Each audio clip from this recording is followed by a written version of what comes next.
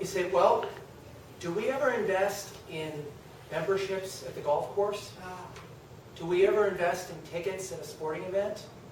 And do you measure those? Because that's about relationship building. And I'm talking about building relationships with people in the online environment. So when was the last time you hit the links with some of our key customers? And how many people do that? And is that measured?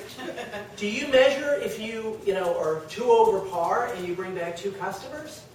So you're asking me to measure something that is more precise, but cannot be measured in other ways. Sometimes you just gotta trust me. But the question is, what really blows people's minds is when you take social media and you put it in a way that makes sense to them, but turns it around.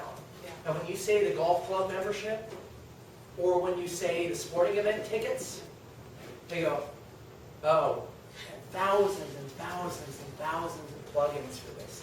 Every single day there's something else that could give you your Twitter feed, your Flickr feed, give you YouTube. I mean, it's open source, so people just build stuff for this. But the screenshot that I took, that's a little bit harder to see, is one of the top plugins for WordPress. It's called the All-in-One SEO Pack. And what it does is it makes it very, very easy to do search engine optimization and to cut and paste your title, your meta tags, your description, everything that you need as you build that page. So guess what? Right out of the chute, if you're looking to get the attention of people and looking to climb your way up in Google, this particular plugin that is free, All-in-One SEO Pack, makes it very, very easy to do, to set up. Anybody can set up a Twitter account. We can set up a Twitter account. Mark Story runs his mouth at PRSA, right?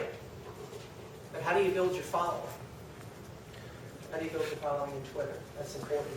You can create a Twitter account to get people to follow you to build a convention center in Jacksonville. You can do that. And how do you do that? Well, you got to have something interesting to contribute, right? You got to have something interesting to say, and you have to engage in a conversation with the people.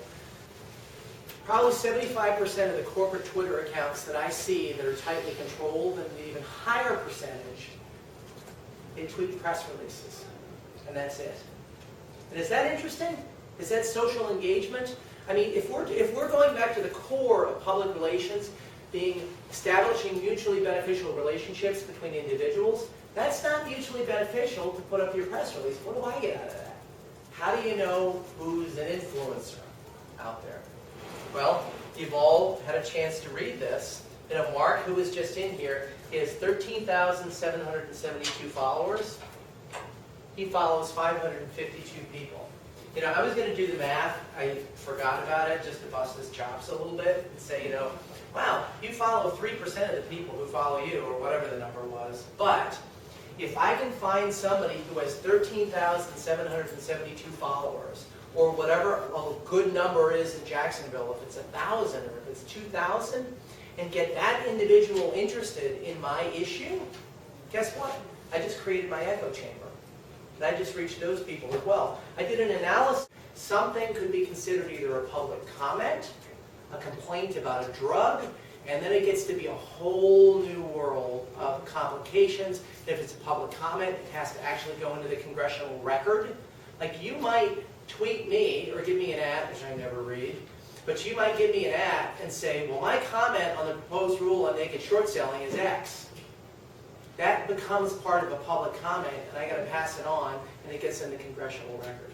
But within the federal government, especially within the Securities and Exchange Commission, like I said, the chairman, the 4 commissioners, and public affairs can speak without going through ethics and general counsel. So you want to put yourself in a place where you're not tremendously restricted. Now, as not to get myself in trouble, because there's 3,800 people in my building, I think 3,799 of them are lawyers. And so I keep it safe. I tweet whatever the chairman and the commissioners say, and I tweet things that are on sec.gov or investor.gov or on our YouTube site or on our other Twitter sites. And for the time being, that's worked. But I do watch and see how some of it proliferates throughout the internet.